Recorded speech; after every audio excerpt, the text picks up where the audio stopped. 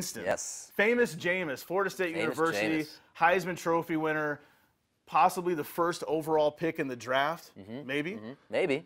He says that he is not going to go to the draft. He's not going to go to New York and, wear the nice suit, probably, the overpriced suit, Smile and for then the go do a smile for the cameras. He's going to stay. Well, his lawyer is saying this, that because he's been through so much, his family has been so supportive that he's going to stay home and be with his family. Now, let's talk about controversy. Yes, let's do that. We have the crab legs, shouting obscenities and all that nonsense. You cannot go to a Publix. That's like that's a grocery store in the Florida area. It's like Kroger or something. Like, you can't go there with all those cameras. You're Jameis Winston. You're a big dude. You're 6'4". You're over 230. You can't walk in there, take some crab legs, just walk out. Yeah, it and doesn't expect work that not way. to get caught. Be like, oh, I just forgot to pay for them. It's like no one forgets to pay for crab legs. Well, that's the thing. Given the fact that he's surrounded by all this controversy, do you really want to add? He's got a bullseye on his back right now. So I feel like to announce something like this so far in advance of the draft and stuff, like, you're kind of bringing this attention to. Maybe if it was like a week or so, like, I really want to spend time with this family. That's one thing, and I can respect that. But I feel like he's almost just trying to stay relevant. You know what I mean? Be a hot button issue. Yeah, because you're trying to.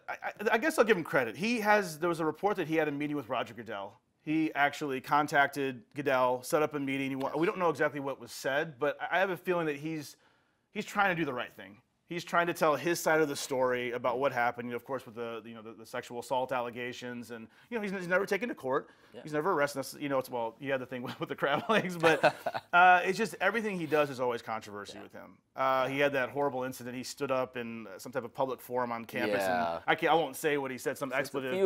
So it's very bad words, very inappropriate things to say. He just doesn't seem to have it in the head. And I hope that doesn't affect him in the NFL. And that's the thing is, when you think about, can he make it as a pro? You know what I mean? He's got the skill set. We've seen what he could do. His sophomore season was he took a bit of a downslide. Yeah. It wasn't quite as effective as his freshman year, but nonetheless, he's got the skills. We know that.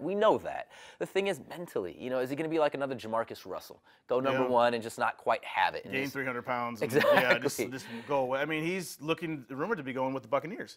That's. He has Marcus Mariota, who, as a person, seems like a much more likable guy. Has his head on straight, all that kind of stuff. But it's going to be tough for Jameis. He really needs to prove that he has.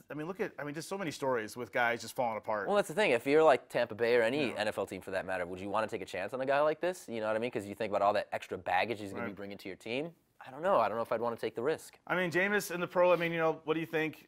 Can he make it? Is he good enough? Is he going to succeed? We'll see. I'm rooting for him. I'm a Florida State fan for college football, so I'm rooting for him. I want him to do well. We're going to go ahead. We're going to reset that clock. We're going to the next topic. We're going to talk about